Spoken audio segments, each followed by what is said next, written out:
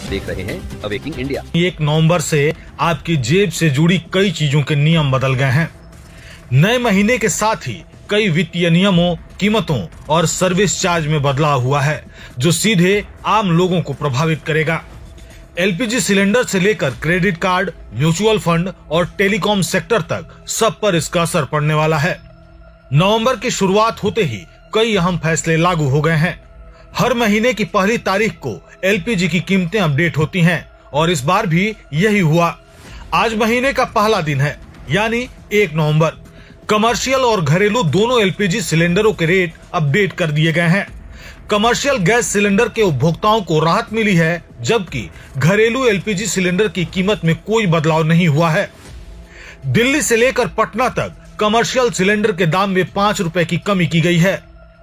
आपको बता दें कि पिछले 1 साल में इसकी कीमत 200 रुपए से ज्यादा घट चुकी है, यानी राहत कमर्शियल यूजर्स के लिए है, जबकि घरेलू एलपीजी सिलेंडरों की कीमत में फिलहाल कोई बदलाव नहीं किया गया है।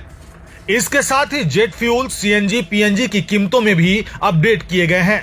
पिछले कुछ महीनों से एटीएफ के दामों में गिरावट दिखी गई थी और इस बार भी कटौती की उम्मीद है। वहीं सीएनजी और पीएनजी की दरें लंबे समय से स्थिर हैं, लेकिन इसमें भी बदलाव संभव है।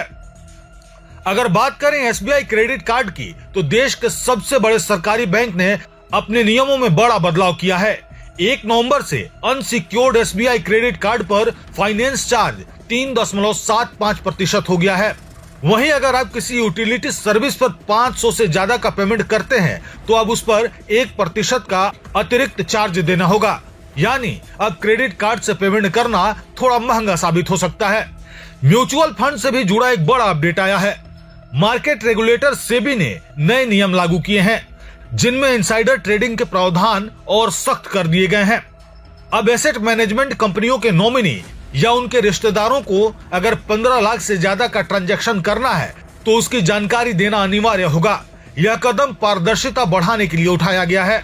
वहीं टेलीकॉम सेक्टर में भी बदलाव हुए हैं। ट्राई के नए नियम 1 नवंबर से लागू हो गए हैं। अब जियो, एयरटेल जैसी सभी कंपनियों को मैसेज ट्रेसेबिलिटी सिस्टम लागू करना होगा।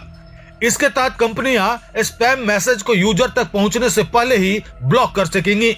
यानी अब आपके फोन पर आने वाले फेक या स्पैम मैसेज से राहत मिल सकती है। इसके अलावा आरबीआई ने नवंबर महीने में बैंक हॉलिडे लिस्ट भी जारी कर दी है। त्योहारों और पब्लिक हॉलिडे के कारण इस महीने में 13 दिन बैंक बंद रहेंगे।